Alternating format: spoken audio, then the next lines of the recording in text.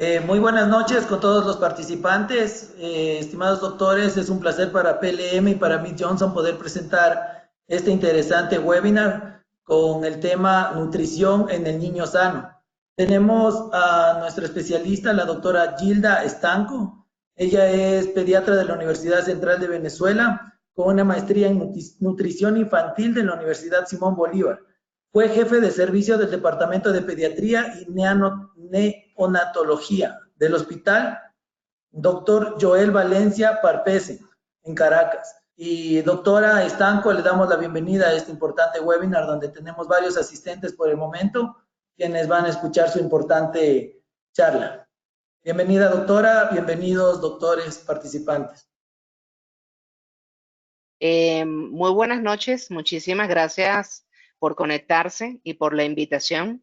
Quisiera saber si todos están viendo la pantalla para que de alguna manera pues comencemos con la conferencia. Si hay algún tipo de situación o algo, pues por supuesto pueden escribir para que de esa manera pues yo pueda saber si la conexión va bien. En primer lugar, de verdad muy contenta de que justamente aquí en el Perú comience justamente este tipo de webinars, porque para mí el Perú de verdad representa casi como una de mis casas dentro de Latinoamérica y ha sido muy importante para mí pues justamente compartir con ustedes hoy este tipo de conocimiento. Hoy vamos a hablar de un tema súper interesante que realmente es súper importante para todos nosotros que vemos niños, los que manejamos la parte de pediatría, y es justamente la nutrición del niño sano. Y vamos a comenzar justamente con hablando un poco de por qué la nutrición es crítica. Y todos lo sabemos en general, precisamente porque durante la infancia y la niñez temprana, sabemos que hay periodos críticos para lo que tiene que ver con la parte de la alimentación.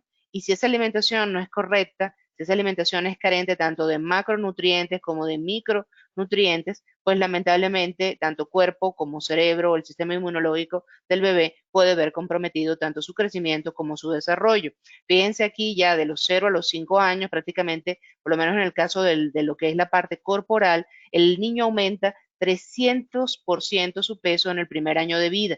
Entonces son periodos críticos, son muy vulnerables, en donde si hay una carencia de estos macro o micronutrientes, ese crecimiento se puede ver comprometido.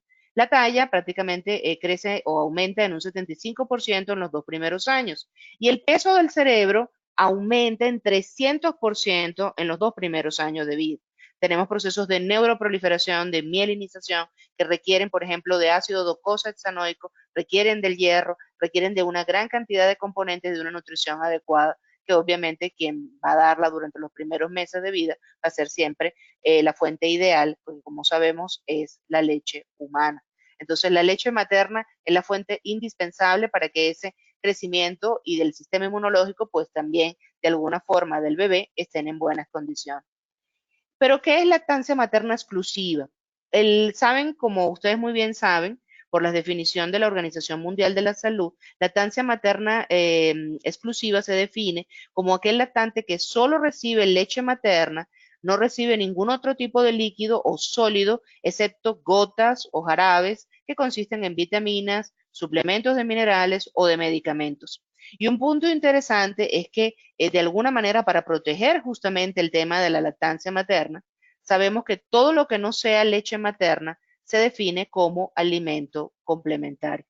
Por lo tanto, los bebés que reciben fórmula para lactantes se considera que ya han comenzado la alimentación complementaria. Entonces, incluso si esto es ya desde el nacimiento, o sea, nacen, salen del cunero y van directamente a su casa con una fórmula y la toman, ya comenzaron la alimentación complementaria. ¿Por qué esta definición cambió? Fundamentalmente porque la inclusión de las fórmulas infantiles como alimentación complementaria tiene como objetivo fundamental enfatizar y alentar siempre lo que es la mejor alimentación para el bebé, que es la leche humana. Uno de los puntos importantes es que, como les comentaba anteriormente, hay que fomentarla, hay que de alguna manera hacer que sea lo mejor para que la mamá lo pueda hacer de alguna manera, de la manera más correcta y el bebé pueda recibir los beneficios, y no solo él, sino también la mamá. Entre los beneficios para el niño es una nutrición óptima, especialmente para el que es desarrollo del sistema nervioso central. Sabemos que llega a una temperatura ideal, no hay que calentar, no hay que enfriar, no hay que hacer nada permite la colonización a nivel intestinal por lo que son los lactobacilos y las bifidobacterias, es decir, bacterias benéficas que permiten tener una microbiota saludable, que a la larga sabemos está implicada justamente con problemas de enfermedades crónicas no transmisibles, como cuáles, como problemas como la hipertensión o el problema de obesidad, problemas a la larga también que pudieran traer situaciones por muertes que no quisiéramos y lamentablemente hoy en día vemos cada vez más y de alguna forma esa microbiota, ese imprinting de esa microbiota se da especialmente durante los primeros 2, 3 años de vida. Entonces la leche materna tiene que ser justamente la nutrición ideal. Luego, otro punto importante es que, y sabemos, hay miles de estudios, pero hay metaanálisis grandes que hablan con respecto a lo que es el beneficio de la leche humana con respecto a las enfermedades infecciosas. Y sabemos que el bebé se va a enfermar menos, va a tener menor porcentaje de diarrea, menor porcentaje de infecciones de vía respiratoria, y eso hace que su energía se invierta en el crecimiento y no en recuperarse de las enfermedades. Y por supuesto, un mejor desarrollo psicomotor, emocional y social. Para la mamá, el vínculo, eso es fundamental. Hay un mejor vínculo madre-hijo, calma la ansiedad cuando la mamá puede dar de lactar a su bebé y ve que lo está nutriendo, no solamente a través de la alimentación, sino también a través del contacto físico, del hablarle, del verlo, del tocarlo, del oírlo. Menor sangrado posparto, menor riesgo de padecer anemia, mejor involución uterina posparto y por supuesto también mayor espaciamiento entre embarazos. Y un punto importante que hoy en día está ahorita como de moda, no sé qué está pasando, pero menor depresión postparto. Se está de alguna u otra manera diagnosticando, las mamás están recibiendo tratamiento y eso hace incluso que paren la lactancia materna. La depresión postparto hace que la lactancia lamentablemente no sea exitosa. Entonces, si de alguna manera lo apoyamos y ayudamos a que esa mamá pueda de alguna forma lactar, hace un mejor vínculo. Y a pesar de estar pasando por un momento difícil, podemos apoyarla, ayudarla siempre, por supuesto, con la vigilancia del médico al lado, el pediatra y por supuesto el ginecólogo, pero también de la familia. Y si el mundo hoy en día tuviera que darse una calificación, es decir, una nota de cómo alimenta a sus lactantes y a sus niños pequeños, lamentablemente recibiría una mala nota, una baja calificación. ¿Por qué? Y veamos los números un poco. En primer lugar, fíjense de los indicadores que tenemos con el inicio temprano de la lactancia materna, que ya prácticamente en esa hora de oro en donde nace el bebé e inmediatamente se le logra colocar al bebé o el bebé recta justamente hasta el pezón y él comienza a hacer la succión, es importante porque en esa primera hora, fíjense que solo el 45% de los bebés son colocados durante la primera hora de vida con su mamá para poder ser amamantados. Entonces todavía nos falta mucho por hacer. Especialmente estos datos son de la UNICEF y son interesantes porque de alguna manera hay países en donde funciona un poco mejor, pero hay otros en donde todavía nos falta.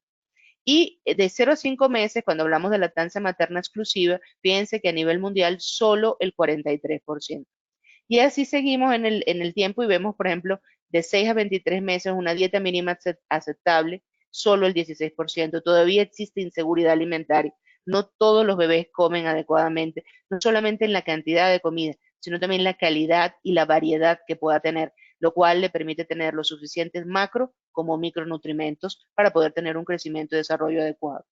¿Cómo está Perú según la última encuesta que tenemos con respecto a lactancia materna?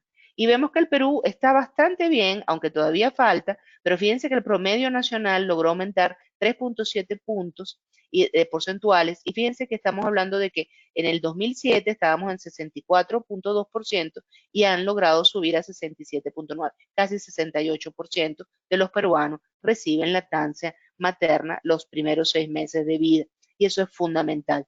No está separado si es la exclusiva o no, sin embargo, el hecho de que la lactancia materna se continúe hasta el 6.º mes es fundamental, porque son justamente las orientaciones, las recomendaciones que tiene la Organización Mundial de la Salud para que ese bebé pueda recibir el mejor alimento durante los primeros 6 meses. Y fíjense, a nivel de área urbana ha habido un incremento, cosa que es muy importante, versus el área rural, cosa que es esperada. ¿Pero por qué? Uno se pregunta, ¿pero por qué de repente en el área urbana, en donde hay más educación, en donde habría más posibilidades de entender cuál es la importancia de la lactancia materna, no se da tanto? Hay que entender que hoy en día, lamentablemente, porque hace ya desde la revolución industrial, ya a principios del siglo XIX, siglo XX, al finales del siglo XIX, siglo XX, la mujer se incorporó a la fuerza de trabajo. Entonces, hoy en día forma parte importante, muchas veces hasta es sostén solo del hogar. Entonces, de alguna forma se necesitan leyes, o sea, macropolíticas, que permitan que esa mamá pueda amamantar hasta el sexto mes y pueda incluso tomarse más tiempo si tuviese una necesidad porque el bebé a lo mejor tiene una necesidad especial. Pero hoy en día vemos que hay oficinas que carecen de lactarios, hospitales que carecen a veces de lactarios para que la mamá pueda ordeñarse, pueda guardar en condiciones higiénicas y adecuadas su leche para podérsela después posteriormente dar a su bebé. Muchas se ordeñan en los baños, que no son los mejores sitios para poder tener una esterilidad adecuada para poder mandar justamente esa leche a la casa. Entonces, de alguna forma, hay que apoyar a la mujer. Entonces, yo creo que es fundamental para tener esta lactancia materna exitosa, pues siempre dar el apoyo para que de esa forma, pues se llegue justamente a lo que queremos, que prácticamente esto llegue a ser mucho más del el 60% y pues suba hasta casi el 100%. Luego vamos a ver un poco cómo es el contenido de la leche. Sabemos que la leche humana es un fluido dinámico, es un fluido vivo, no es como dentro de la parte de las fórmulas que es estático. Y vamos a hablar un poco de cómo son estos cambios dinámicos dentro de la leche y por qué hacen estos cambios. Fundamentalmente los cambios que ocurren en las concentraciones de nutrientes reflejan cómo va creciendo el bebé. Si ustedes ven este tema de la desaceleración que tiene su tasa de crecimiento, es importante por una sencilla razón. En primer lugar, hay que entender que un bebé cuando nace puede pesar alrededor de 800, 3 kilos, un poquito más de 3 kilos, pero el sexto mes prácticamente duplica su peso. Es como si ustedes pesaran 50 kilos y en 6 meses tuviesen que aumentar 100. Entonces, obviamente, el fluido tiene que cambiar para los requerimientos de macronutrientes, de calorías, para poder llegar a ese peso. Y obviamente tienen que comer más, por eso es que comen más en la noche, por eso es que se despiertan, por eso es que va a haber un periodo en donde pues va a haber madrugonazos que hay que explicarle a los papás. Y eso es precisamente por cómo crece el bebé. Es solamente el tema de observar cómo él va creciendo y cómo va pidiendo y cómo nosotros le vamos dando y cómo se va dando ese desarrollo. Y los nutrientes cumplen muchas funciones energéticas, dan calorías, son estructurales también, tienen funciones estructurales y tienen funciones importantísimas debido justamente a los componentes bioactivos que la componen. Entonces, vamos a hablar un poco de cada uno de ellos.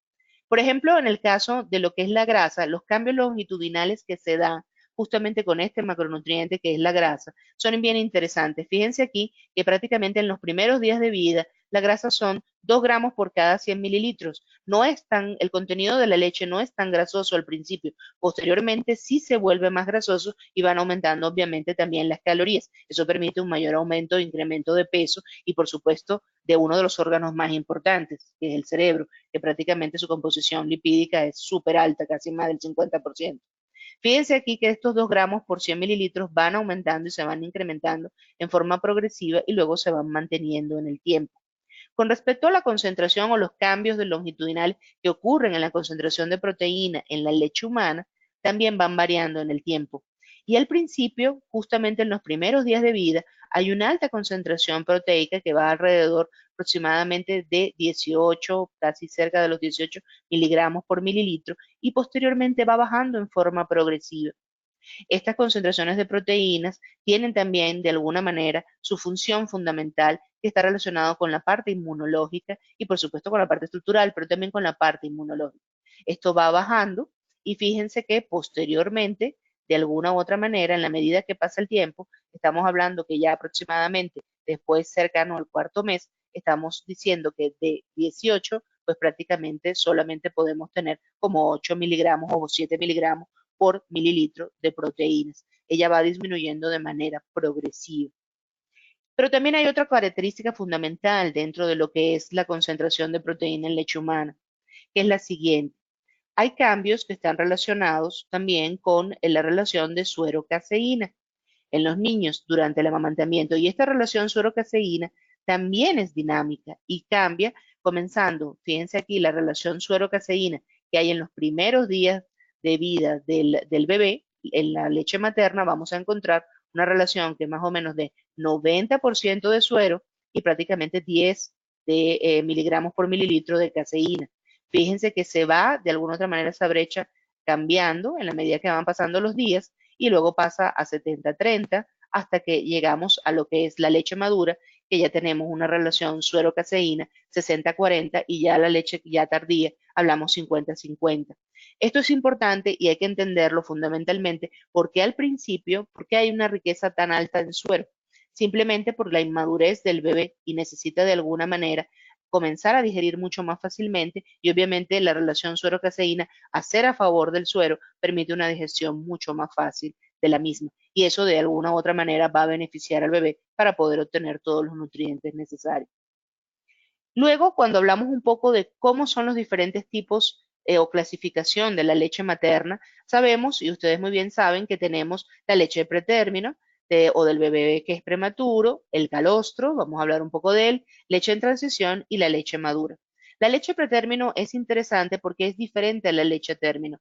La naturaleza tiene mucha sabiduría y de alguna manera cuando comienza justamente esta leche de pretérmino tiene una composición al principio muy similar al calostro, es alta en proteínas y ya sabemos la importancia de dar una cantidad alta en proteína en el prematuro, precisamente si queremos a futuro justamente preservar la capacidad cognitiva del bebé. Entonces, es alta en proteína, pero luego posteriormente esta cantidad de proteína va disminuyendo, lo mismo como vimos la anterior, y lamentablemente a veces no llega a las cantidades necesarias, y entonces si está dentro de la USIN, normalmente se fortifica y cuando sale, obviamente la leche para este bebé, en el caso de que esté la mamá, tiene que ser seguida de manera muy específica, especialmente crecimiento y desarrollo y circunferencia cefálica, porque si no llegamos a los niveles correctos, lamentablemente podemos tener problemas a futuro. La lactoferrina también es rica en lactoferrina, rica en inmunoglobulina A y por supuesto va a tener menor cantidad de lactosa, fundamental porque es un intestino inmaduro que obviamente al tener una alta carga de lactosa, si fuera como es la leche materna ya madura, ese bebé lamentablemente esa lactosa no sería tan funcional la lactasa para poderla digerir adecuadamente por su propia inmadurez del bebé y entonces lamentablemente comenzaría con problemas de fermentación, de gases, malestar es muy importante y dificultad para poderla digerir adecuadamente. Entonces, fíjense cómo la naturaleza se encarga, sin embargo, a veces, a pesar de que el bebé pueda salir con leche materna, no necesariamente es suficiente. El bebé que tiene este problema de prematurez tiene que ser seguido muy de cerca y su caso individualizado. O sea, si ha estado en la UCIN es diferente a un bebé que es prematuro, que estaba borderline ahí justamente y puede salir a su casa e irse tomando leche materna, pero hay que vigilarlo. Si no, comprometemos crecimiento y desarrollo y a la larga comprometeríamos la parte cognitiva.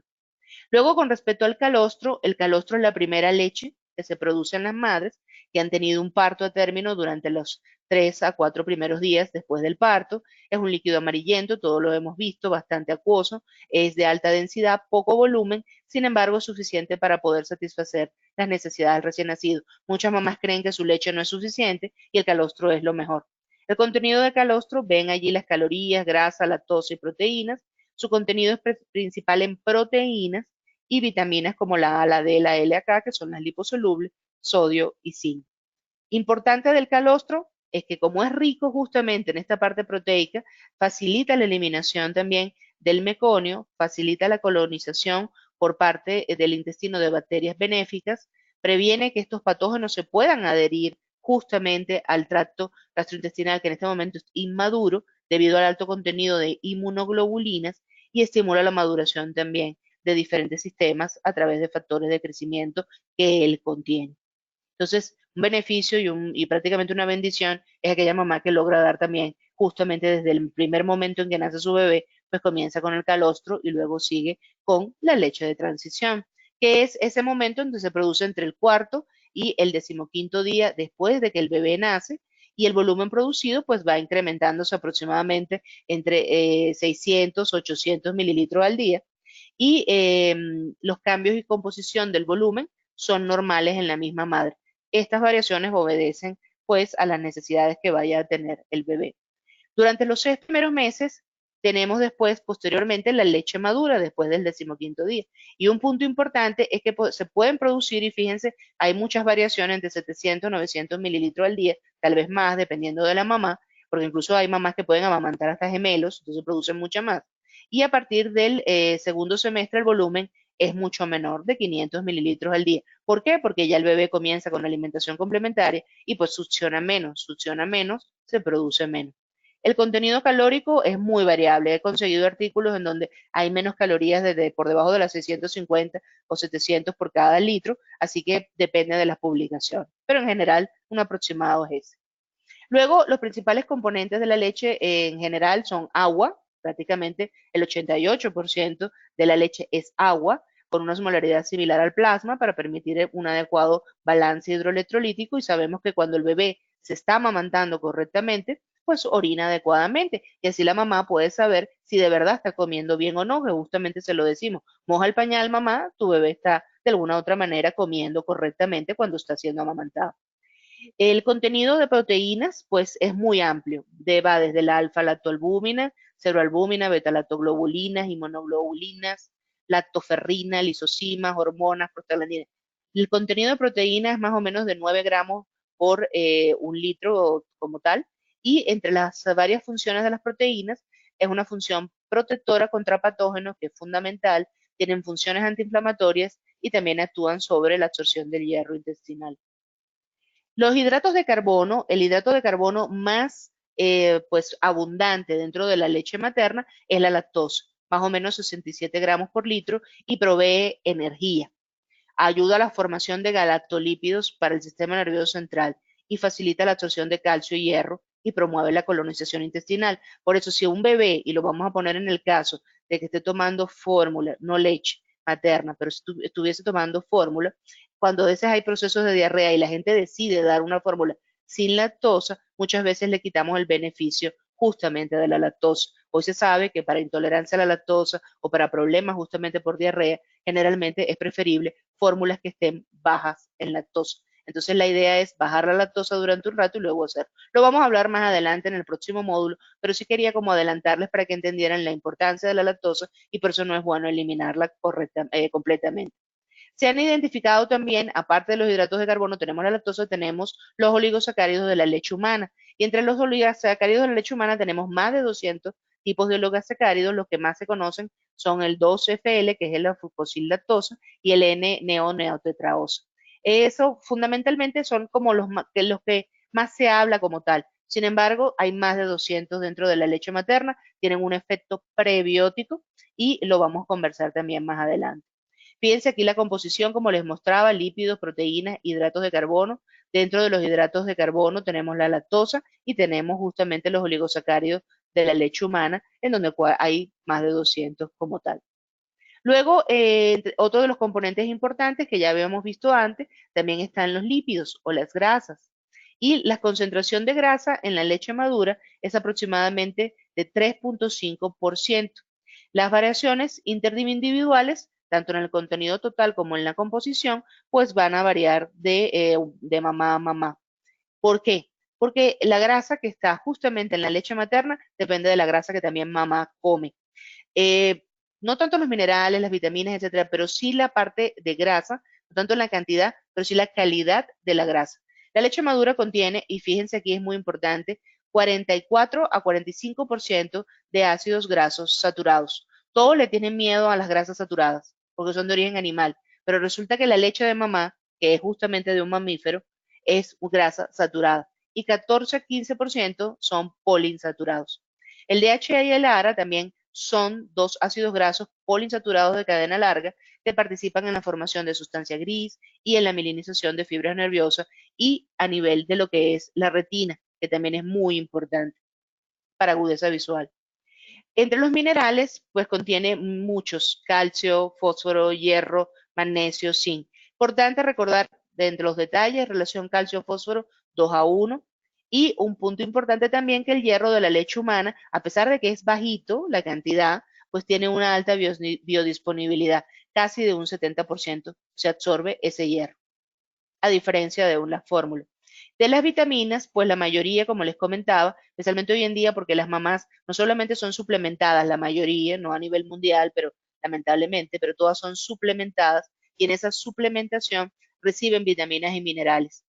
Entonces, generalmente la leche también va a ser rica en vitaminas y minerales si siguen tomando ese suplemento, especialmente de calcio y del polivitamínico como tal, durante el proceso de lactancia materna. ¿Por qué? Porque ellas de alguna manera también van a utilizar sus propias reservas para poderlo colocar dentro de la leche. Importante recordar, bebé que está amamantado, bebé que tiene que recibir vitamina D para poder ser de alguna manera suplementado. ¿Por qué? Porque hoy el problema de la vitamina D o la deficiencia de vitamina D es un problema de salud público que está haciendo casi a nivel mundial. Aquí en México es un problema, estoy en México ubicada, les puedo decir que es un problema de salud pública bastante importante y todos los bebés van a su casa con suplementación de vitamina D en gotas que se le coloca en el pezón, 400 unidades internacionales, por lo menos durante los primeros 6 meses de vida. Ya después con la alimentación complementaria se verá o incluso hasta el año de edad. Luego, otro punto interesante es que hay muchos otros componentes dentro de la leche materna, hormonas, nucleótidos, enzimas que ustedes muy bien conocen y que obviamente hacen, como les comentaba, de la leche materna un alimento vivo. Entre los componentes bioactivos hay múltiples. Yo de verdad quiero solamente enfocarme en algunos de los más importantes y tienen muchas funciones, pero voy a concentrarme en 3 funciones fundamentales, en el desarrollo cerebral, en la parte inmunológica y en todo lo que está relacionado con la parte intestinal, especialmente con el desarrollo de una microbiota saludable. Y vamos a ver un poco de estos varios componentes bioactivos. Tenemos la membrana que rodea la gota de grasa de la leche. Y es interesante porque se sabía mucho desde los 70 de la membrana, pero lamentablemente no había podido ser aislada. Por eso, hoy en día sabemos cada vez más, en vista de que ya se ha logrado a través de procesos de ultrafiltración y la tecnología cada vez mejora, y hoy sabemos los beneficios que tiene la membrana. Vamos a hablar un poco también sobre los prebióticos y los ácidos grasos polisaturados de cadena larga, un toquecito ya al final. Entonces vamos a ponerle un pequeño video para que lo vean y voy a irlo explicando. Ya me disculpan, creo que no. A ver, listo. Y lo voy a ir explicando en la medida que va pasando el tiempo. Fíjense aquí lo interesante es que si vemos la glándula mamaria como tal, de justamente la madre, y vemos de alguna manera en esa glándula mamaria y nos vamos metiendo dentro de la glándula mamaria, podemos observar que está conformada por lóbulos. Y estos lóbulos que están acá, dentro de los lóbulos tenemos alvéolos.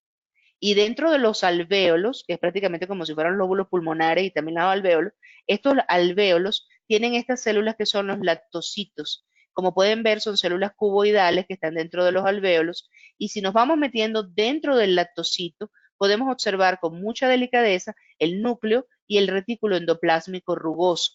Dentro del retículo endoplásmico rugoso se producen esto que ustedes están viendo, está saliendo que son las pequeñas gotas de grasa de la leche. Y fíjense que estas gotas de grasa se recubren de la primera capa del retículo y se recubren de una primera capa de fosfolípidos. Esta primera capa de fosfolípidos que tiene esta parte hidrofóbica y hidrofílica va saliendo hacia la superficie porque le permite navegar en el citoplasma acuoso de la célula, sale y cuando sale por encima del ápice del lactocito, se recubre de una segunda capa. Esa capa, o sea, esa gota de grasa que es fundamentalmente nace en un 100% casi de triglicéridos, está rodeada por una tricapa y esta tricapa tiene beneficios impresionantes. Tiene, por ejemplo, componentes como son los gangliósidos, que ya los vamos a ver. Estos gangliósidos están relacionados con mielinización y transmisión sináptica. Luego podemos observar los fosfolípidos, que son componentes importantes de la membrana celular, y vamos a hablar la esfingomielina, no quiero que se olviden de ella, apoya la mielinización del nervio, y los componentes proteicos que ayudan a la parte inmunológica y a la parte intestinal. Entonces, como pudieron observar acá, vamos a irnos metiendo un poco en cada pedacito de la membrana. Y como si hacemos un pequeño corte y la observamos, vemos que es esta tricapa junto con muchos componentes internos. Entonces, quiero que piensen cada vez que oigan la palabra MFGM, que significa en inglés Milk Fat Globule Membrane, es decir, la membrana que rodea el glóbulo de la grasa de la leche, no piensen en una sola cosa, piensen en un conjunto de componentes. No es una sola cosa, son muchas. Y como son muchas, son bien interesantes porque de alguna forma van a tener gran cantidad de beneficios en lo que es la parte de desarrollo cerebral, en la parte inmunológica y como les comentaba, apoya lo que es la madurez a nivel intestinal. Y vemos que la fracción lipídica del MFGM, porque está compuesta por lípidos, tiene los fosfolípidos, los glucoesfingolípidos y el colesterol, que son fundamentales. Los fosfolípidos son más o menos el 30% del peso lipídico total de la membrana y son esfingomielina, fosfatidilcolina, fosfatidiletanolamina. Entre estos lípidos, ¿dónde actúan? Tienen función de neurogénesis, migración cerebral durante el desarrollo fetal y promueven el crecimiento de nuestras neuronas, la diferenciación de las mismas y la sinaptogénesis durante el primer año de vida. Luego podemos observar que la esfingomielina y los gangliósidos ayudan a la mielinización. Vemos esta fibra, si nosotros vemos a esta neurona y vemos justamente estas dendritas y posteriormente el axón, vemos que tiene estas partes mielinizadas. Esta mielinización se da gracias a los oligodendrocitos que de alguna manera van comenzando junto con el DHA, el hierro, el MFM, etcétera, a hacer justamente este proceso de envoltura de la fibra nerviosa y permite que la conducción nerviosa sea adecuada. Cuando la mielinización no es correcta, lamentablemente la velocidad de conducción es menor y el procesamiento del aprendizaje también es menor. Por eso cuando hay anemia por deficiencia de hierro, porque el oligodendrocito necesita hierro, hay problemas cognitivos a la larga. Asimismo, los gangliósidos, que son súper interesantes, para mí son de verdad una de las moléculas que más me encanta. Es interesante porque, por ejemplo, si ustedes ven aquí a nivel del nódulo de Ranvier, se necesitan gangliósidos que son como una especie de pegamento que ayuda a que la mielina se mantenga fija y de alguna manera justamente ese impulso nervioso vaya adecuadamente. Se han visto en muchos estudios preclínicos en ratas que vienen justamente con un defecto de fábrica en donde no pueden producir gangliósidos, justamente el proceso en donde hay una desmielinización y donde no hay un adecuado o una correcta unión justamente de la mielina a nivel de las fibras nerviosas. Y eso, por supuesto, trae problemas a la larga en esta ratita.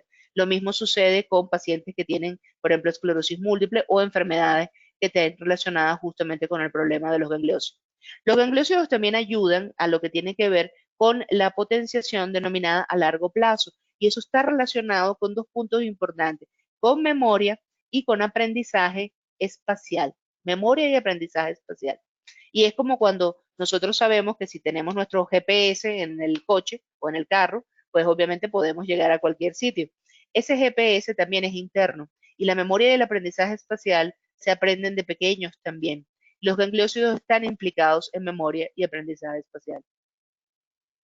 Seguimos con los lípidos y vemos que también entre otros tenemos, por ejemplo, la fosfatidilcerina, tenemos también el fosfatidilinositol, que son esfingolípidos con ácido oxálico, y esta cadena lateral de oligosacáridos también le confiere un beneficio. Sabemos que el ácido oxálico está en la corteza cerebral de los bebés amamantados. Respaldan el desarrollo intestinal, el sistema inmune y el sistema nervioso central. Luego las proteínas son interesantes, están más relacionadas con la parte inmunológica y tenemos múltiples, por ejemplo las mucinas, MUC1, MUC4, MUC5, la butirofilina, la lactaderina, el CD36. Mejoran, por ejemplo, la eficiencia de la digestión de los triglicéridos. Lo interesante de estas proteínas de tipo glucosiladas son interesantes por una sencilla razón. Por ejemplo, el MUC1 trabaja como si fuera un señuelo. ¿Lo ven acá? Entonces, por ejemplo, y se ha visto in vitro, cuando hay infección por rotavirus en presencia del MUC1, el rotavirus no puede de alguna manera llegar a nivel de lo que es la parte intestinal, no puede colonizar adecuadamente. Entonces, es como o lo toma, se lo lleva y entonces de esa forma el bebé no se infecta. Esos son solo ejemplos de lo que les pongo de los beneficios que tienen parte de las proteínas glucosiladas justamente de la membrana del glóbulo de la grasa de la leche, en el caso de la leche materna. Luego vamos a ver un poco qué sucede en algunos casos cuando lamentablemente no se puede dar leche materna.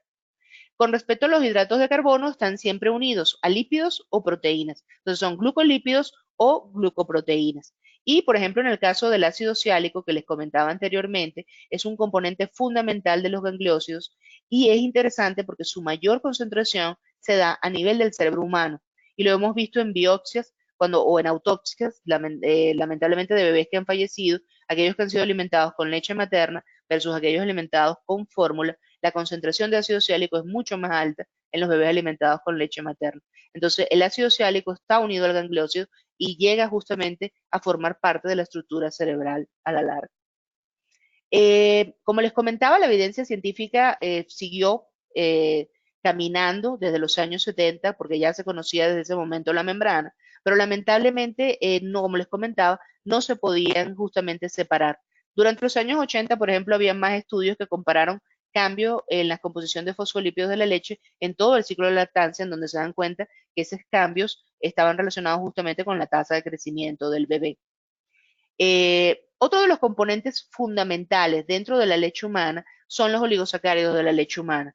Los oligosacáridos de la leche humana se llaman en inglés HMOs. Ahorita están como de moda decir HMO, pero resulta que han estado toda la vida de moda. Lo que pasa es que como está porque están en la leche humana, el HMO es el Human Meal Oligosacárido. Cuando hablamos lo mismo de la membrana del glóbulo de la grasa de la leche y la nombramos en inglés, es igual hablar de eso. Entonces, los oligosacáridos de la leche humana son componentes bioactivos, tienen un efecto fundamentalmente prebiótico.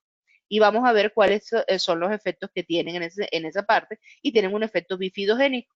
Son glicanos complejos que se encuentran en altas concentraciones en la leche materna, y estos prebióticos son ingredientes nutricionales, ayudan a la microbiota y brindan una salud digestiva.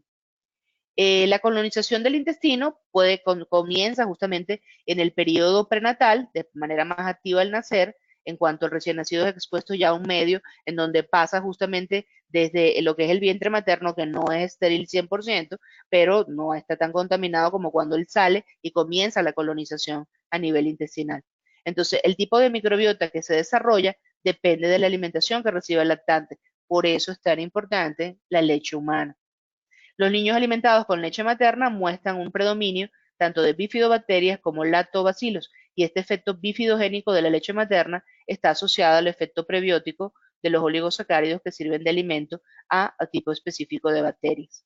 Y si ven esta lámina que me parece muy bonita, que habla justamente de cómo está la dieta y cómo influye en la microbiota del bebé, fíjense que ser hijo único, nacer por cesárea, aquí en México casi el 70-80% de los bebés nacen por cesárea, comer alimentos chatarra, dar alimentos para bebés, la utilización excesiva de antisépticos y los antibióticos o inhibidores de la acidez gástrica, lamentablemente afectan y hacen que haya una disbiosis, es decir, que no haya una microbiota sana. Y si en cambio el bebé tiene mascotas, familias numerosas o cuidado comunitario, va a una guardería, los alimentos que se le dan son ricos en fibra, alimentos caseros, alimentos fermentados, leche no pasteurizada, y aquí quiero que tengan mucho cuidado con esto, leche materna, probióticos y exposición a mayor variedad y abundancia de microorganismos, y un estilo de vida agrícola, es decir, como si naciéramos en una granja, la microbiota es más saludable y se forma una microbiota, como les comentaba, era el imprinting a la larga. Importante, leche no pasteurizada, no, jamás, en menores de un año. Eso es muy importante. Estamos hablando ya de niños que viven en una granja, que tienen obviamente fuentes en donde la leche, pues al no ser pasteurizada, pues llega de otra manera. Pero ojo con eso, después vamos a hablar un poco más. Luego los LC-PUFAs también son importantes, entre ellos está el DHA y el ARA, ayudan al neurodesarrollo y a todo lo que tiene que ver con la parte de maduración visual. ¿Cuáles son las innovaciones que han habido en fórmulas infantiles? Quiero hablarles un poco de ellas también, porque de alguna manera, como sabemos, hay razones médicas por las cuales lamentablemente no se puede dar leche humana. Y entre ellas, por ejemplo, podemos ver bebés que tengan en algún determinado momento un error innato del metabolismo, como una galactosemia, una enfermedad de orina de jarabe de arce, fenilcetonuria, que sabemos que podemos dar leche materna, pero en ciertas cantidades, siempre vigilando los niveles de fenilalanina. Luego también vemos que en las cuales la leche materna es la mejor opción, pero pueden necesitar otros alimentos por un periodo limitado, además de la leche materna, como lactantes nacidos con peso de menos de 1500 o menos de 32 semanas, o que tengan riesgo de hipoglicemia. Luego también hay cosas interesantes que son afecciones maternas, por ejemplo, mamis con VIH, afecciones como enfermedades graves como una septicemia, el herpes simple tipo 1 también, medicación materna como por ejemplo sedativos, antiepilépticos, que como les comentaba con el tema de la depresión postparto, la utilización de yodo radiactivo, la quimioterapia citotóxica, uso excesivo de yodo, yodóforos tópicos, etc. Y afecciones durante las cuales se puede continuar, pero el problema de salud, entre comillas, es preocupante. Puede ser, por ejemplo, un acceso mamario, hay que tener cuidado, si está recibiendo la mami antibiótico o no. Recuerden también que eso también puede afectar la microbiota, o sea, hay que tener cuidado, hay que sopesar bien también el tamaño del acceso. Hepatitis B, hepatitis C, mastitis, si es muy dolorosa, y allí dar todas las recomendaciones y el apoyo a la mamá, la presencia de tuberculosis y obviamente el uso de sustancias como nicotina, alcohol, éxtasis, anfetamina, etc. Hoy en día el alcohol se ha vuelto algo común, en donde las mamás pareciera que no quieren parar el estilo de vida que llevan en algunos casos cuando salen con amigas y todo, y beben incluso mientras están amamantando a su bebé. La recomendación puede ser una copita, pero no estoy segura que a veces respeten eso, entonces yo sí creo que hay que tener cuidado porque no sabemos exactamente cuáles son los efectos que puede producir en el niño, entonces sí hay que tener cuidado. Entonces, cuando hablamos de innovación en fórmulas infantiles, ¿por qué se dan? Porque hay mamás que lamentablemente no pueden y por alguna razón, pues hay que darles apoyo. Entonces, en aquellas mamás que por alguna razón no pueden amamantar a su bebé, antes que se hacía, había una nodriza. Hoy en día no la hay y aparte de los riesgos, etcétera, de enfermedad, motivo por el cual, pues la fórmula infantil sería como la opción para estos chiquitines. Y fíjense que han habido innovaciones, pero quiero hablarles de las más importantes, especialmente del 2000 que se dio la innovación de la colocación del DHA, en el 2010, fue hace 9 años nada más, por ejemplo, la utilización de la doble concentración o la doble mancuerna, diríamos como tal, es decir, la unión de dos prebióticos para poder darle los beneficios a los bebés de los oligosacáridos de la leche humana y la introducción del MFGM, del cual vamos a hablar de los estudios justamente con fórmulas infantiles, que es el de la membrana. La MFGM es interesante porque una de las brechas principales en términos de composición está en la grasa que nosotros utilizamos para la parte de fórmulas infantiles. Y normalmente sabemos que ya desde mediados del siglo XX la grasa de la leche se ha reemplazado progresivamente por aceites vegetales. Antes que se usaba, yo recuerdo cuando estaba en la facultad de medicina, en la parte, no, todavía no había entrado pediatría, recuerdo claramente que se usaba leche entera de vaca en 2 diluciones, leche en polvo, y incluso se le agregaba azúcar, imagínense. Después, posteriormente, cuando entré al posgrado, ya comenzó la utilización justamente de leches o de fórmulas infantiles que ya venían con concentraciones diferentes y se comenzó a utilizar justamente los aceites vegetales como fuente de grasa. Es importante entender que en general, ¿por qué se le colocan los aceites vegetales? Siempre imitando ¿a quién? A nuestro patrón de oro, que es la leche humana. Y en los años 90, la Organización Mundial de la Salud dijo que había que colocar ácido linoleico, que es nuestro omega 6, y ácido linolénico, que es nuestro omega 3, en las cantidades que estaban en promedio en la leche humana dentro de las fórmulas. Posteriormente vino en el 2000 la colocación del DHA, que es el docosahexaenoico, junto con el ácido araquidónico. Precisamente ¿por qué? Porque están en la leche humana. Entonces, de esa forma, se entiende que la concentración que hay de grasa dentro de la fórmula es parecida a la que está dentro de la leche humana. Se le coloca, por ejemplo, el ácido palmítico. ¿Por qué? Porque en la leche humana hay ácido palmítico. Entonces, hay que colocar una fuente del mismo para poder obtenerlo, para poder tener todos los beneficios en la parte de la función inmunológica y a nivel de los diferentes factores en donde influye el ácido palmítico. En consecuencia, las fórmulas infantiles actualmente tienen bajas concentraciones justamente de la parte grasa o carecen completamente de todos los elementos básicos de relevancia biológica presentes en la grasa láctea, como la membrana del glóbulo de la grasa de la leche, hasta el 2016, cuando se decidió colocarla dentro de alguna fórmula. Entonces, como les comento, cuando se pasteuriza, cuando se le quita completamente la grasa y se hace la fórmula, no tiene MFGM dentro de su composición. Por eso hay que volvérselo a agregar para poder obtener los beneficios como está dentro de la leche materna. Cuando vemos parte de los estudios que hay justamente realizados con el MFGM dentro de las fórmulas infantiles, vamos a hablar del estudio del doctor Timby, publicado en el 2014. Es interesante porque fíjense que este estudio está hecho por un grupo hermosísimo de trabajo, de investigación, porque el doctor Timby, el doctor Hernel, es el mentor del doctor Timby. El doctor Jenner, junto con el doctor Bo Lonerdal y el doctor Manus Domelov, son las personas que más han estudiado la leche materna a nivel mundial. Este estudio se hizo en Suecia, es un estudio que buscaba demostrar que una fórmula suplementada con MFGM reduce la diferencia en el desarrollo cognitivo entre lactantes alimentados con leche materna y fórmula. El diseño, ensayo clínico, controlado, aleatorizado, doble ciego, 240 lactantes alimentados por 6 meses en 3 grupos, leche materna, 72, fórmula estándar 68 bebés y fórmulas con 6 gramos por litro de MFGM 73. Se midió crecimiento y función cognitiva con la escala de Bailey a los 12 meses. ¿Qué se encontró en el estudio como resultado? Cuando se aplicó la escala de Bailey a los 12 meses, se observó que había una diferencia significativa entre el grupo que había recibido fórmula con MFGM y los bebés con lactancia con respecto a la fórmula estándar. Como pueden observar, la escala de Bailey estaba dentro del valor normal, 101.8, porque mide retraso en desarrollo, pero fíjense que hay una diferencia de 4 puntos. Y la conclusión del autor fue que en nuestra población de estudio esta intervención nutricional erradicó la brecha del desempeño cognitivo entre lactantes amamantados y lactantes alimentados con fórmula a los 12 meses. Se hizo también ajustado por edad, educación de los padres y tabaquismo.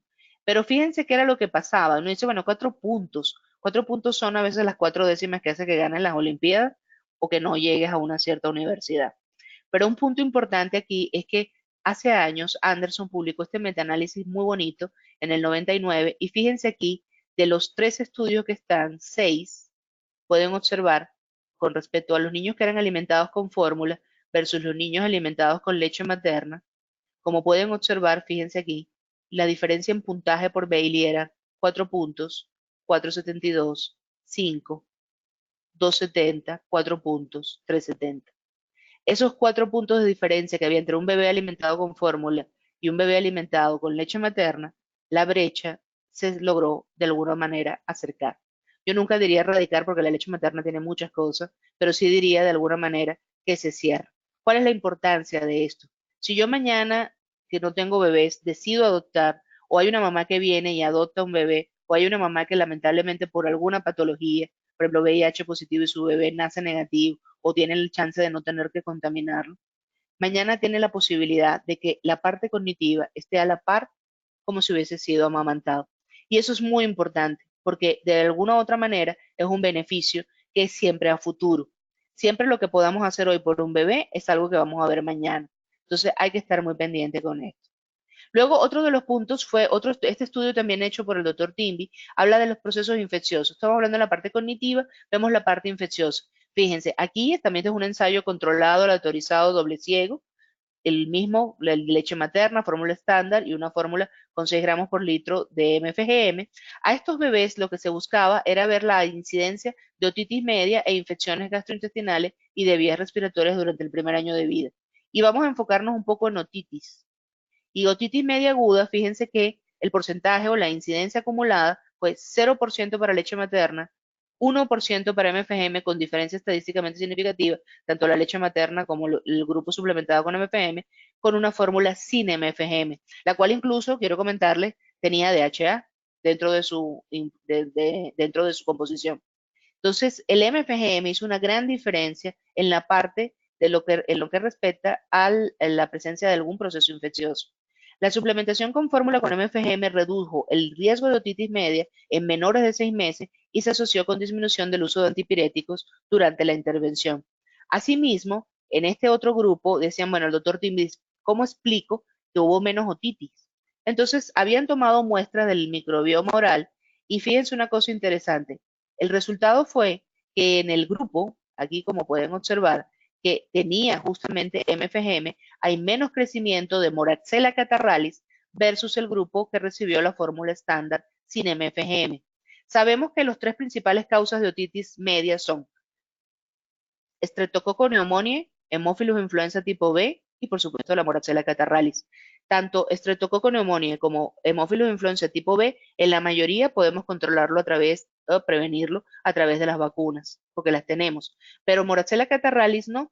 Y fíjense cómo a través de la lactancia materna puedo hacer que sea menor, pero como una fórmula suplementada con MFGM también me permite justamente tener menor incidencia de otitis media a la larga con respecto cuando hago la suplementación con MFGM dentro de la misma. ¿Cuáles son las consecuencias de tener otitis media? Yo, bueno, otitis media. No, las consecuencias de otitis media son muy importantes si ocurren durante los primeros años. La doctora Mary Mortensen publicó este estudio y habla justamente de la incidencia de otitis media durante los primeros 8 años de vida y dice que son periodos críticos para desarrollo del aprendizaje, la alfabetización y habilidades matemáticas. Entonces es fundamental justamente evitar que el bebé se enferme, así invierte su energía en crecer y desarrollarse correctamente. Cuando hablamos un poco de los prebióticos, y es importante solamente hacer un pequeño repaso, les dejo este artículo que es bien interesante de Gibson, está recientemente publicado y habla de la definición de un prebiótico, que habla de que es un sustrato que es utilizado selectivamente por los microorganismos del huésped que le confiere un beneficio a la salud. Y podemos observar justamente que entre ellos están de los prebióticos, tenemos, por ejemplo, los ácidos conjugados, los PUFA, los ácidos grasos poliinsaturados de cadena larga, los oligosacáridos que están en la leche humana, no los que son sintéticos, los de la leche humana. Tenemos otros oligosacáridos como los fructooligosacáridos, la inulina, los galactoligosacáridos, los MOS, los SOS y los fenólicos y fitoquímicos. Esto que está acá influye justamente en forma selectiva sobre la utilización de los microorganismos. Se ha utilizado de manera selectiva y eso permite tener una microbiota saludable. Entonces, este ingrediente, ¿cómo entra? Entra, no se digiere, pasa por boca, por todo el trato gastrointestinal, intestino delgado, pasa por válvula ileocecal, llega aquí al colon. Imagínense que llegó, me tomé un GOS, un galactoligosacárido, me lo comí y llega intacto aquí al colon. Cuando llega al colon, justamente comienza un proceso de fermentación y cambia el pH, se pone ácido. A las bacterias malas no les gusta el pH ácido. Eso hace también la producción de ácidos grasos de cadena corta, que son fuente de energía para el enterocito, el acetato, el butirato, el propionato. Esta disminución del pH intestinal favorece el crecimiento de bacterias positivas, benéficas, y limita el crecimiento de bacterias patógenas. Asimismo, hace que de alguna u otra manera estas bifidobacterias que crecen cuando viene, por ejemplo, una Escherichia coli enteropatogénica que se quiere pegar aquí a la superficie de lo que es el tracto gastrointestinal, las bacterias hacen como una barrera y evitan que la bacteria se pegue. Entonces, ese crecimiento es positivo, ayudan. Los prebióticos permiten mejorar justamente esa parte de inmunidad. ¿Y qué hacen más? Favorecen la absorción de minerales, producen gases que se producen justamente por el proceso de fermentación cuando se producen los ácidos grasos de cadena corta, y este gas permite tener un buen peristaltismo. Entonces aumenta la frecuencia de las evacuaciones y disminuye la consistencia. Por eso un bebé amamantado tiene evacuaciones blanditas y aguaditas. Luego, como pueden observar, si vemos esta parte de lo que son los prebióticos, quiero hablarle un poco de los prebióticos que se les agregan a las fórmulas. Por ejemplo, tenemos mezclas de GOS-FOS, GOS-PDX, tenemos la utilización de la inulina, pero ya en los mayores de un año. Siempre todas estas fuentes de prebióticos son sintéticos. Los HMOs, que hoy en día, como les comento, están de moda, que supuestamente se llaman Human Oligosaccharides, no son de la leche humana. Se agregan a las fórmulas infantiles, son sintéticos, se sintetizan de una manera muy particular a través de ingeniería genética, otros de otra forma, y no son derivados tampoco de la leche humana, lo mismo que los otros. Pero ¿qué se busca normalmente cuando se tiene justamente una fórmula infantil? Que la función sea igual, entonces tienen las mismas funciones que ¿quién? Que la leche humana, que es nuestro patrón de oro. Tienen esa misma función. Sí, y promueven una microbiota benéfica, ayudan a evacuaciones más blandas y frecuentes, junto con las bacterias benéficas favorecen el desarrollo del sistema inmunológico. Y es importante, aquí la única diferencia que habría, por ejemplo, entre un GOS y un 2FL es la estructura, pero si se dan cuenta es una glucosa aquí con una cadena de galactosas y aquí tenemos la glucosa con la galactosa y solamente la fucosa. O sea, realmente es solamente la forma, pero la función es igual. Entonces, los efectos y beneficios de los prebióticos basados tanto en datos, deben ser basados tanto en datos preclínicos, pero también clínicos. Los datos clínicos son fundamentales. Entonces, muchos de los HMOs todavía no tienen 100% datos clínicos, sí con seguridad, sí por el sentido de crecimiento, pero todavía no se ha visto cambios en microbiota. Por eso son candidatos a prebióticos, todavía no son prebióticos oficialmente. Entonces, estos datos clínicos son necesarios para confirmar el resultado benéfico en lactantes y es fundamental. Vamos a hablar por último ya de los LC-PUFAs y después comenzamos con una ronda de preguntas y recordar un poco que los ácidos grasos poliinsaturados de cadena larga, DHA y ARA, vienen de sus precursores que son el omega 6, que se transforma en ARA, que tiene un efecto proinflamatorio, conformando por eicosanoides, prostaglandinas, tromboxanos y leucotrienos. Tenemos enzimas que los elongan y los desaturan, que son las mismas. Por eso es importante no comer tanto omega 6, porque se va a ir hacia el lado inflamatorio. Y luego tenemos también el ácido linolénico, que es justamente nuestro omega 3, que se transforma en EPA, y luego el EPA se transforma en DHA. ¿Qué funciones tienen? Antiinflamatorias. Formación de prostaglandinas, la resolvina D, tocosatrienos y neuroprotectina. Todos estos conceptos son nuevos. Les invito a que los revisen porque es impresionante cómo el DHA tiene un efecto protector a nivel cerebral, cómo permite mantener joven la membrana de la célula y eso permite justamente que se puedan proteger de muchas situaciones, muchas noches, especialmente los bebecitos pequeños. Por eso está en la leche humana.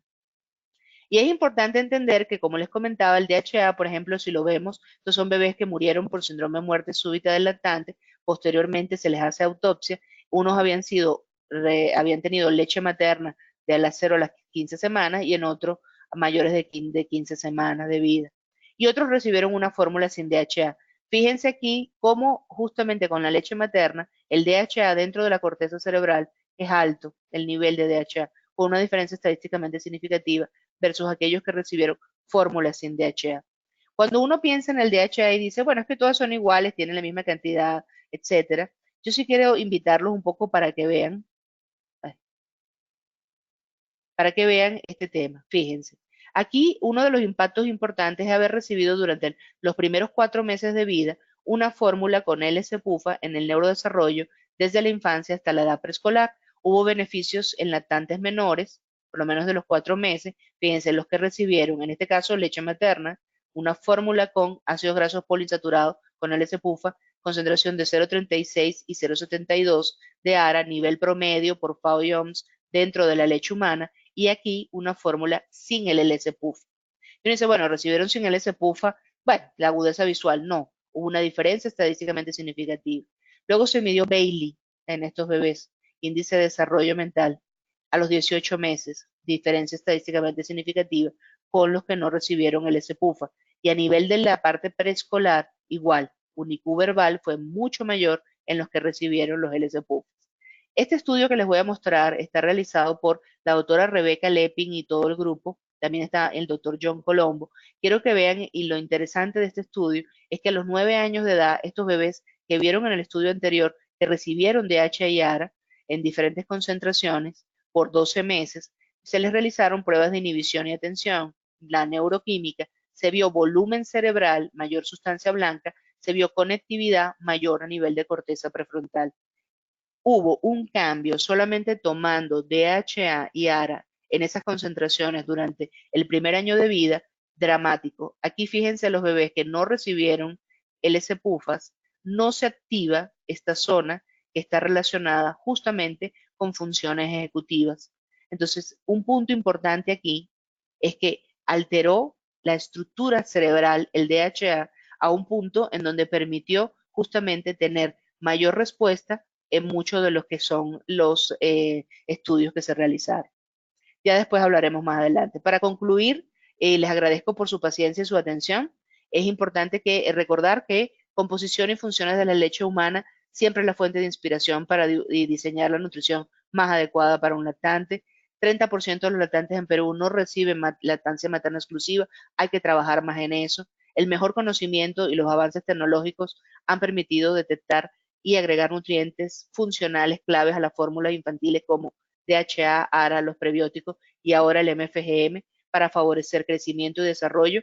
Y la MFGM de la leche humana y la de la leche de vaca son semejantes y han demostrado favorecer el neurodesarrollo y menor frecuencia de infecciones y modulación de la microbiota. Muchísimas gracias por su atención.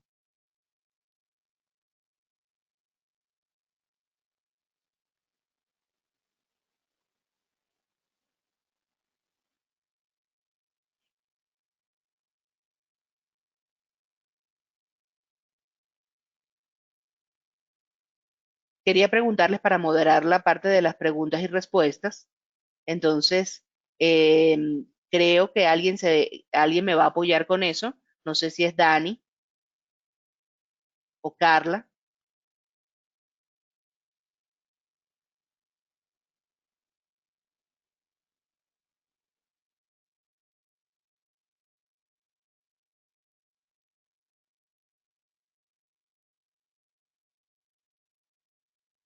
Ya, oye, buenas noches con todos. Pues vamos a empezar inmediatamente con la ronda de preguntas para que la doctora nos pueda dar sus respuestas. Empezamos la primera pregunta, doctora, con ¿qué importancia tiene el azúcar en la microbiota del bebé con respecto a la obesidad infantil? La cantidad de azúcar que se le dé. Un punto importante, quiero hacer como una aclaración fundamental. En primer lugar, la lactosa es un azúcar natural dentro de la dieta del bebé. Entonces, la leche humana tiene un alto contenido de lactosa. Entonces, no hay que ver, hay que tener mucho cuidado con la palabra azúcares y la palabra azúcar. Si el bebé durante la alimentación complementaria, lamentablemente en la guardería o la madre decide darle sacarosa, que es azúcar de mesa, es distinto. Ya allí obviamente vamos a tener tal vez no solo una alteración de la microbiota y pudiera estar después asociado a otras enfermedades más adelante. Sin embargo, hay ciertas cantidades, por lo menos sabemos que en bebés de menores de 1 año está totalmente prohibido el azúcar. Sabemos que cuando se hace alimentación complementaria no se hace introducción de azúcar, que es sacarosa. Ahora, de azúcares es distinto. Tienes los azúcares de la fruta, podemos comer fruta a partir del sexto mes, podemos dar leche humana que la vamos a dar durante todo el año o más, o por lo menos durante los primeros 6 meses de manera exclusiva, y ahí va a recibir como fuente justamente de hidratos de carbono estos azúcares. Entonces, sí les pido que tengan cuidado con las dos palabras, ¿eh?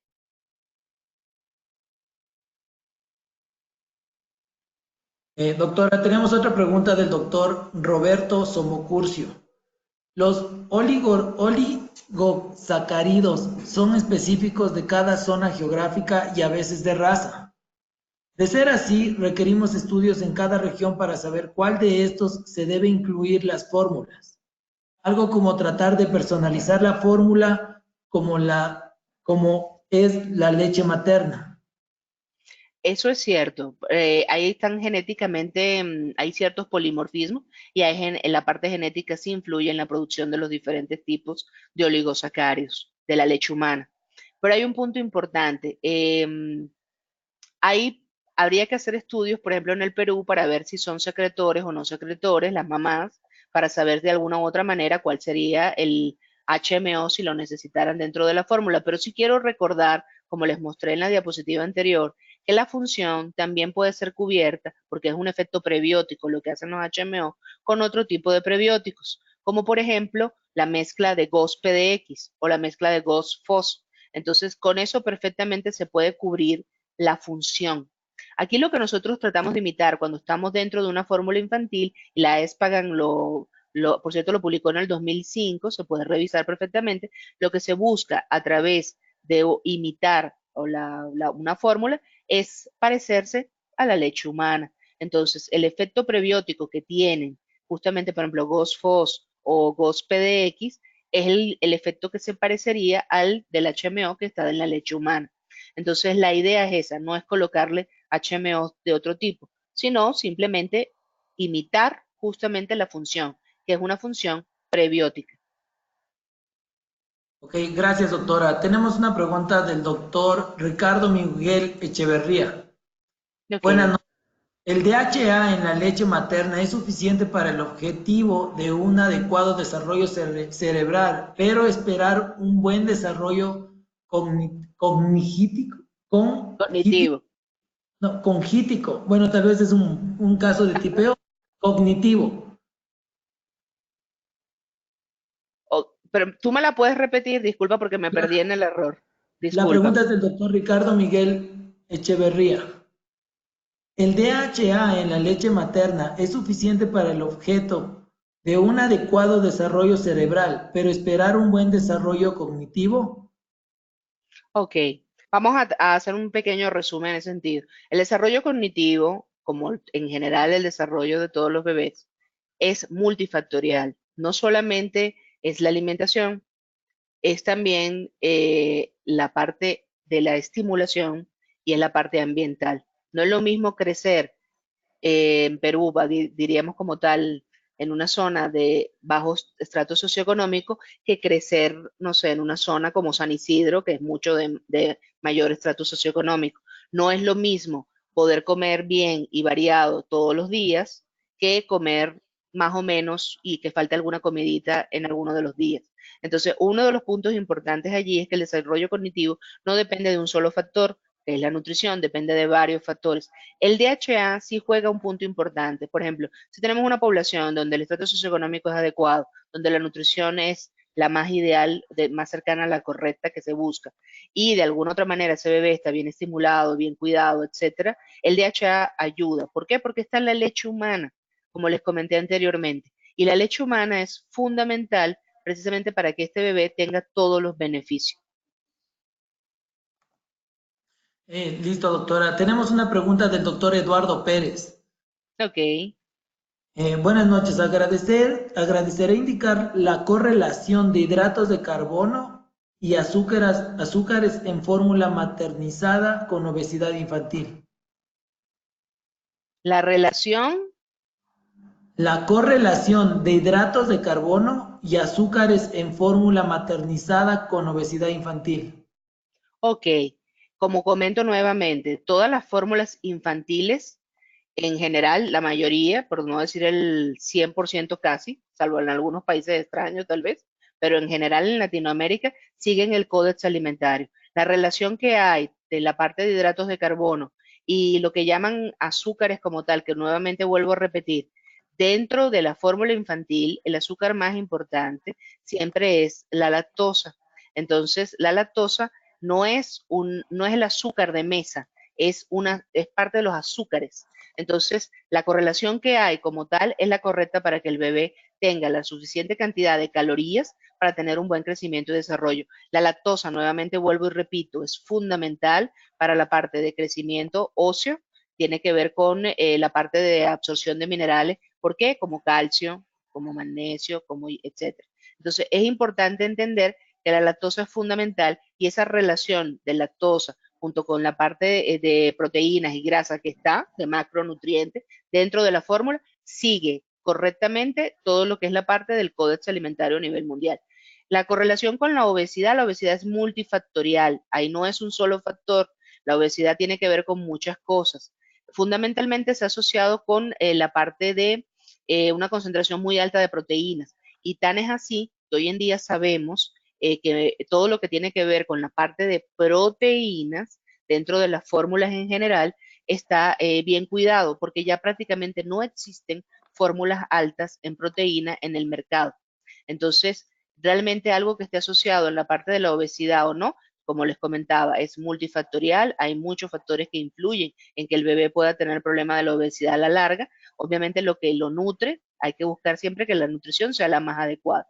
La correlación que puede haber dentro de la proporción de hidratos de carbono dentro de la fórmula sigue las reglamentaciones a nivel mundial del Códex Alimentario y lo cual pues está bien cuidado por todas, ¿eh? Por toda la industria en general. Gracias, doctora. Hay una pregunta de la doctora Gabriela Patricia León Montoya. ¿Hay una, Adelante. ¿Hay una diferencia sustancial en la fuente de DHA y ARA? Dependiendo de ello, ¿puede incrementar el riesgo de alergias?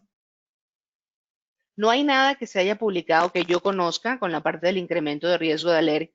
Normalmente la colocación dentro de lo que es la parte del DHA y el ARA ha variado mucho y generalmente la recomendación va de 2 a 1, de 1 a 1.5. Normalmente la relación es dada de esa manera debido justamente a cómo se encuentra la concentración de DHA y ARA dentro de lo que es la leche materna. Entonces, si tenemos la cantidad de ARA y la cantidad de DHA en una relación de 1.5 de ARA a 1 de DHA o de 2 de ARA versus 1 de DHA, estamos tranquilos que no hay ningún problema y se van a obtener los beneficios de esa relación que hay de DHA y ARA dentro de la fórmula. Ya, tenemos Y, una pregunta. y las Ah, fuentes son diferentes. ok, lo siento, doctora. Tenemos una pregunta del doctor Daniel Alejandro Lozano. Ujú. ¿Qué importancia le da a la reducción relativa de la carga proteica en las fórmulas maternizadas para hacerlas más similares a la leche materna? Es interesante. Hay estudios, haciendo una revisión el otro día, hay estudios que mostraban que si se tenía una concentración muy alta de proteínas, ese fue un estudio del doctor Koletzko, se veía que los bebés podían tener mayor riesgo a la larga de problemas de obesidad. Fue interesante porque justamente el estudio se realizó con diferentes niveles de proteínas. El nivel de proteína era prácticamente el más alto de 4.4 y 2.9 para las fórmulas de inicio. Cuando se vio justamente que podía representar un riesgo como tal, estas fórmulas son experimentales. Entonces se vieron que pues no hay dentro del mercado como tal fórmulas con esos niveles tan altos.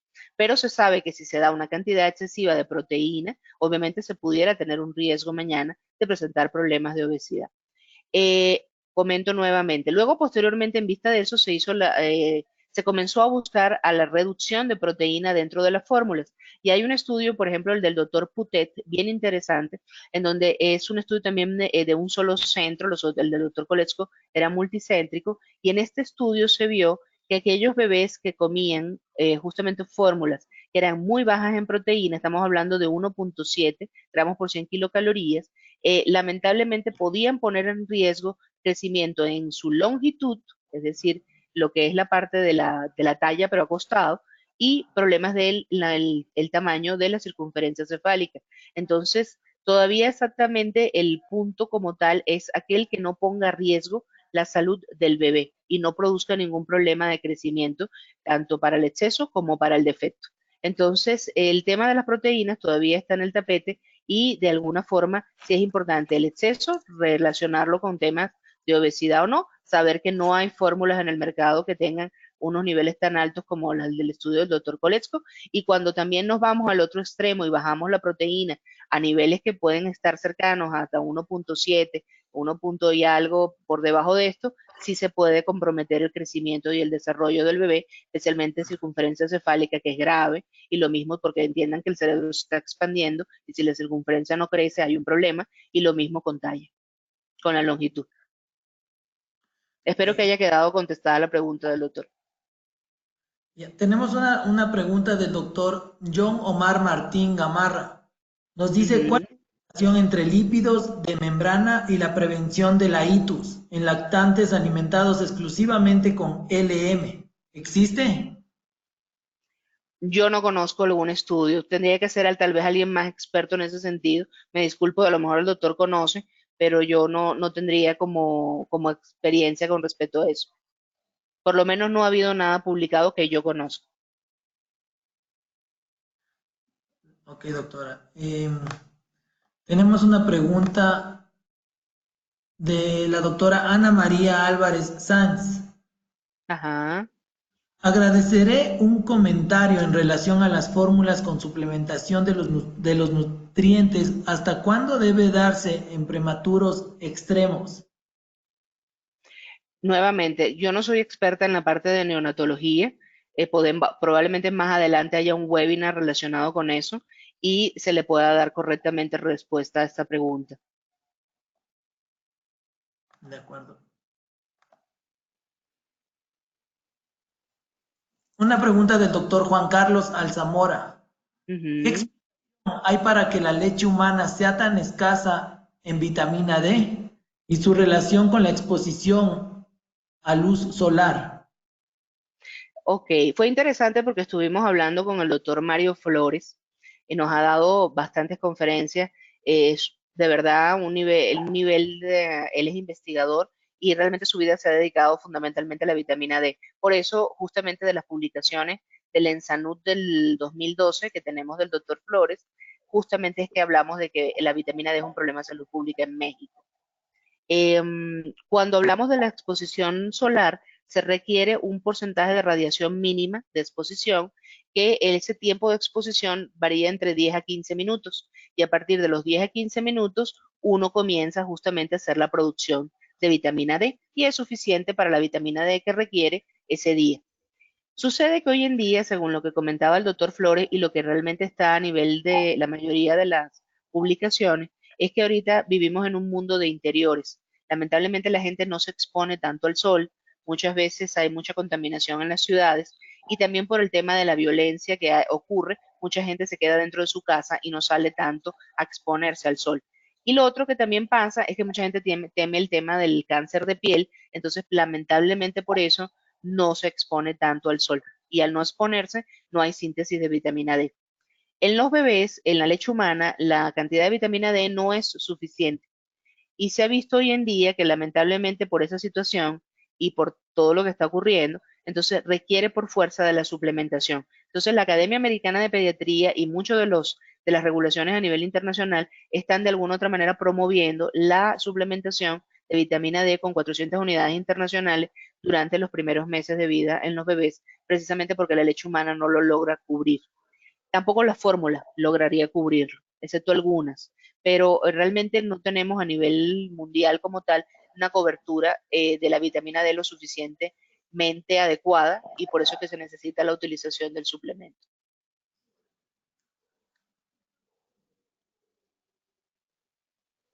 Ya, tenemos una última pregunta, doctora.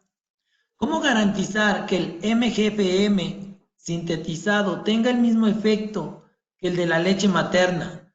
Ya que muchas de las limitaciones a la leche materna han terminado en la teoría y en la práctica. ¿Nos sirven de mucho? No entendí muy bien la pregunta, ¿eh? O Ya, le sea, vuelvo a repetir, por doctora. favor. ¿Cómo garantizar que el MGFM sintetizado tenga el mismo efecto que el de la leche materna? Fíjense, si vieron los estudios anteriores que les mostré, entre ellos está justamente el estudio del doctor Nicolás Timby, está también el estudio de la doctora Gurnida, Dida Gurnida, está el estudio del doctor Tanaka, están diferentes estudios y hay otros que se han presentado ahorita como póster que están buscando presentarse en revistas prontamente, o ya han sido sometidos a las mismas. Todos llevan al mismo punto. El MFGM colocado en la fórmula o el MFGM, componentes de la MFGM, como la esfingomielina o los gangliósidos colocados dentro de la fórmula, han tenido efectos positivos en desarrollo cognitivo y en todo lo que es la parte inmunológica. Si lo vemos también, por ejemplo, el estudio del doctor, la de la doctora Zabaleta, que se hizo en el Perú, se hizo en niños a partir del sexto mes, se suplementó una papilla con MFGM y se vio, por ejemplo, menor incidencia de diarrea sanguinolenta y de diarrea aguda en estos niños en la zona del Callao. Lo recibieron del sexto mes hasta los 12 meses de vida. Todos los resultados a nivel internacional confluyen en lo mismo. El MFGM es muy parecido, el que se coloca en la fórmula, al MFGM materno, el MFGM bovino, y tiene muchos parecidos a nivel de tanto proteínas como a nivel de todo lo que es la parte lipídica. Entonces, eso nos lleva de alguna forma a entender y a hablar de que estamos de alguna manera colocando dentro de la fórmula algo que permite justamente tener la misma capacidad bioactiva que tiene el MFGM dentro de la leche materna. Ojo, nunca vamos a llegar a ser como la leche materna cuando hablamos de fórmula. ¿Por qué? Porque la leche materna es viva, lleva prácticamente el imprinting de la mamá, se lleva un pedacito, el MFGM es un pedacito de la mamá, se lleva parte de la historia de la mamá. Pero de alguna forma, parte de estos componentes que son beneficiosos también se pueden de alguna manera colocar a través de la que viene de la leche bovina, que como les comento, y hay varios estudios, si quieren se los puedo también de alguna manera compartir el link, les podría compartir, que lo pueden de alguna manera bajar o comprar. Entonces, estos artículos hablan justamente de lo parecido que es la leche materna a el MFGM materno a el MFGM que se coloca dentro de la fórmula infantil. Entonces, el doctor se puede quedar, o la doctora, creo que el doctor fue que le preguntó, con tranquilidad de que lo que se está colocando es algo que permite un buen crecimiento y desarrollo, que permite y tiene efectos desde el punto de vista cognitivo y también tiene efectos desde el punto de vista inmunológico. También hay que entender que todo esto es una ciencia que cada día crece más y que cada día comenzamos a conocer más justamente con respecto a este tipo de ingredientes dentro de la fórmula infantil, pero aquellos que no pueden ser amamantados pueden recibir el beneficio. Y una cosa que yo aprendí en consejería de lactancia materna es que muchas veces hay mamás que no quieren dar lactancia y hay mamás que a pesar del apoyo y a pesar de la ayuda, no se puede por ciertas circunstancias. Y hay otras que pues simple y llanamente no pueden porque tienen alguna patología. Entonces uno siempre tiene que dar el mejor soporte, la mejor ayuda y tiene que dar también la mejor opción como pediatra.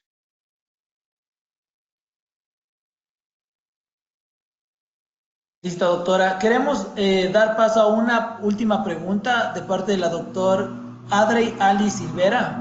¿Hay alguna Perfecto. explicación de de la proporción de los componentes de la leche materna en lactantes que estén sobre las más 2 DS alimentados con leche materna exclusiva? No entendí la pregunta. No la entendí. ¿Puedes Le vuelvo a repetirla? repetir, doctora, con mucho gusto. ¿Hay alguna explicación de la proporción de los componentes de la leche materna en lactantes que estén sobre las más 2 DS alimentados con leche materna exclusiva?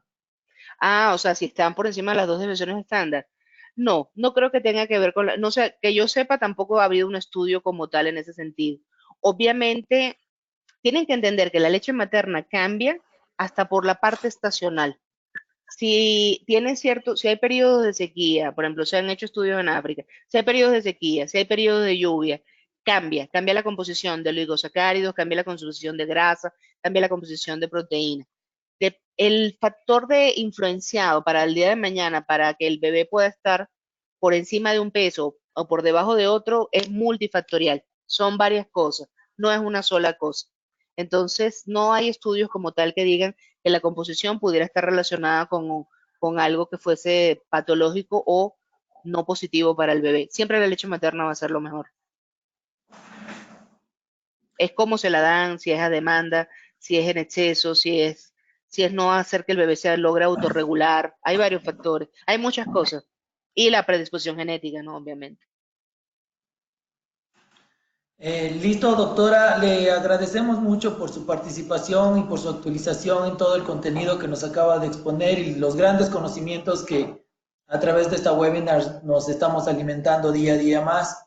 Agradecemos a todos a todos los participantes, pediatras y médicos de todas las especialidades que han estado conectados el día de hoy. Les invitamos a la próxima webinar que será realizada en el mes de julio. Muchas gracias, doctora. Tal vez algunas palabras que usted quiera dar a los médicos participantes de la noche de hoy. Yo agradecerles en primer lugar por su paciencia, por su tiempo, de verdad súper, súper agradecida.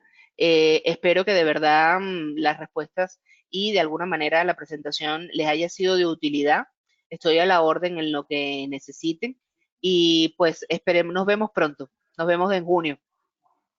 Listo, muchas gracias. Excelente noche. Igualmente, hasta luego.